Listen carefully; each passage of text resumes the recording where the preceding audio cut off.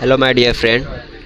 आज की क्लास में हम सीखेंगे कि इफ़ स्टेटमेंट क्या होता है और स्विच स्टेटमेंट क्या होता है। तो कि जैसा कि अगर हम थोड़ा आपको आइडिया दे दें कि वास्तव में कंट्रोल स्टेटमेंट होता है क्या, कंट्रोल स्टेटमेंट होता है क्या। तो जैसा कि आप जानते हैं कंट्रोल स्टेटमेंट के 3 पार्ट होते हैं। तो 3 पार्ट जैसा कि फर्स्ट होता है डिसीजन मेकिंग, फर्स्ट होता है डिसीजन मेकिंग और second first decision making, second आपका आ जाता है लूप स्टेटमेंट और आपका थर्ड आ जाता है जंप स्टेटमेंट। तो आज की क्लास में हम सिर्फ डिसीजन मेकिंग स्टेटमेंट की बात करने वाले हैं, जिसमें फर्स्ट आता है इफ़ स्टेटमेंट और सेकंड आता है हमारा स्विच स्टेटमेंट।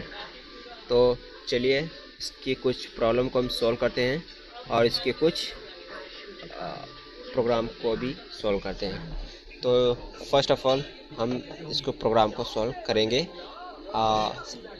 आई होप आपको बेसिक अंडरस्टैंडिंग तभी होगी जब आप प्रैक्टिकल सॉल्व करेंगे इसके।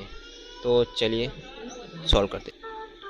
तो दोस्तों हम आ गए हैं एक कंपाइलर पे, जो हम इधर हमें पता चलेगा कि इफ़ स्टेटमेंट कैसे एग्जीक्यूट होता है और कैसे एग्जीक्यूट नहीं भी होता है, फिर कंडीशन इसमें होता है ना।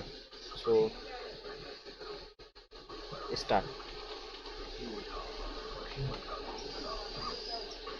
हम पब्लिक क्लास बनाएंगे, पब्लिक मेन क्लास, जो कि और क्लास सेम फाइल नेम के इक्वल रहता है। तो फाइल नेम जैसा कि आप देख रहे हैं, फाइल नेम हमारा मेन है, तो हम क्लास का नाम भी मेन ही रखेंगे, मेन।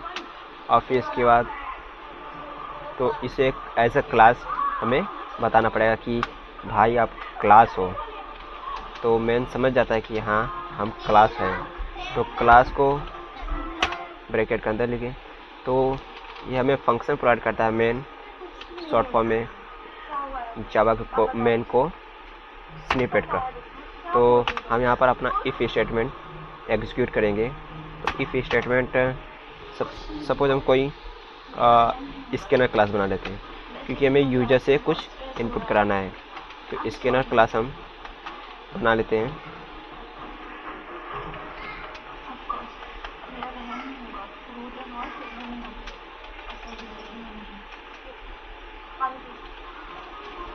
ऑब्जेक्ट इनिशियलाइज किए, फिर स्कैनर बनाने के बाद तो इसे सिस्टम डॉट इन करने के बाद हम चलते हैं अपने कुछ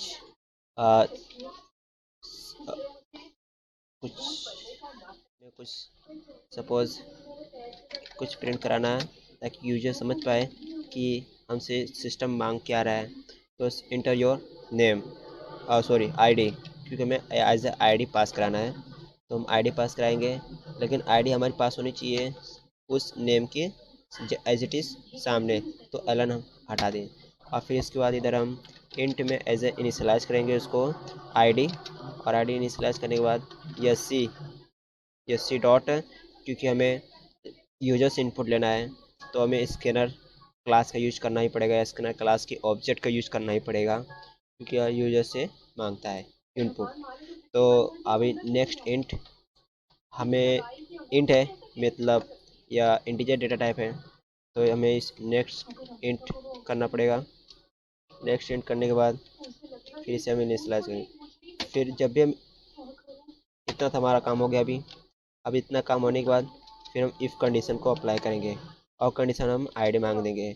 आईडी में क्या रखेंगे, एक कंडीशन पास करेंगे कि अगर ए हो तो ए होना चाहिए। तो इसमें 1 पास कर दिया। तो इसमें क्या कि सपोज हम प्रिंट कराना है प्रिंट, तो इसमें क्या करेगा कि हाय आई एम 1। सब मतलब यूज़र जब भी इनपुट करे आईडी इक्वल्स टू 1, तो उसे हाई आई एम 1 ये प्रिंट होना चाहिए, ताकि हमें पता चले कि यूज़र इनपुट क्या दे रहा है। तो चलो हम इसको रन करके एक बार देख लेते हैं।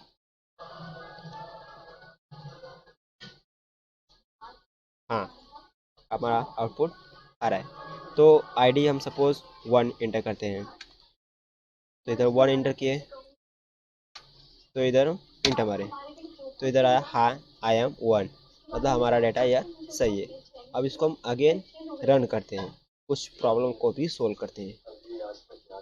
सपोज यूजर तो 1 इंटर किया, तो अकॉर्डिंग टू प्रोग्राम सही है, बट अगर यूज़र रॉन्ग इनपुट किया तो क्या होना चाहिए? तो इसे कुछ नहीं सो रहा है। तो इसके लिए हमें इस प्रॉब्लम को सोल्व करना पड़ेगा।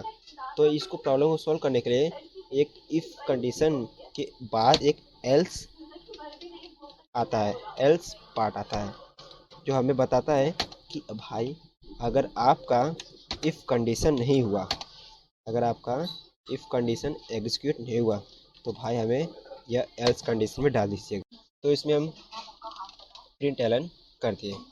तो जैसे ही हम प्रिंट एलन करेंगे इधर, तो इसमें कुछ प्रिंट कर देगा हाय। इसमें क्या लिखेगा? इसमें हम इंटर करेंगे हाय आई एम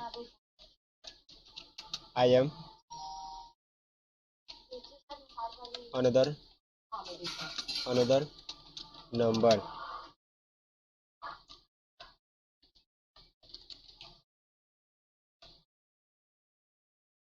ऑफ 1, एक प्रिंट कर दे। चलिए इसको रन करते हैं और इसको एग्जीक्यूट करते हैं कि हमारा प्रॉपर वर्क कर रहा है कि नहीं। इसमें suppose inter your I D कस्ट 1, तो हम रॉन्ग इंटर किए हैं, तो 23 भी इंटर कर सकते हैं। जब भी हम 23 इंटर करेंगे तो ये क्या देगा?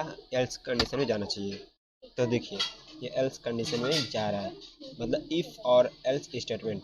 अगर हम आपको बता दें तो इफ़ कंडीशन जो होता है, इफ़ स्टेटमेंट जो होता है वो एक कंडीशन को फॉलो करता है। अगर आपको हम डीपली और भी बताएं तो आई डी इक्वल्स टू 1, ये क्या रिटर्न करता है? True. To Boolean type, I think आपको पता होना चाहिए कि बूलियन टाइप क्या होता है। ये बूलियन टाइप रिटर्न करता है, और बूलियन टाइप क्या रिटर्न करता है? ट्रू और फॉल्स रिटर्न करता है, अकॉर्डिंग टू आपके कंडीशन के हिसाब से, आपके इनपुट यूजर के हिसाब से यह बूलियन डेटा टाइप रिटर्न करता है। तो ये बूलियन टाइप है जो रिटर्न करता है, और ये बूलियन एक कीवर्ड होता है, जिसमें जैसा एक इंट एक कीवर्ड है जो डेटा टाइप स्टोर करता है, ऐसा ही बूलियन एक कीवर्ड है जो ट्रू और फॉल्स को वैल्यू को स्टोर करने का काम करता है। तो इधर जब भी हम यूज़र इनपुट 1 डालेगा तो ये ट्रू हो जाएगा। अगर यूज़र इनपुट अगर 3 डाला तो ये फॉल्स कंडीशन में जाएगा और ये एग्जीक्यूट नहीं होगा, और ये एग्जीक्यूट नहीं होगा इसका मतलब ये एल्स कंडीशन में चला जाएगा।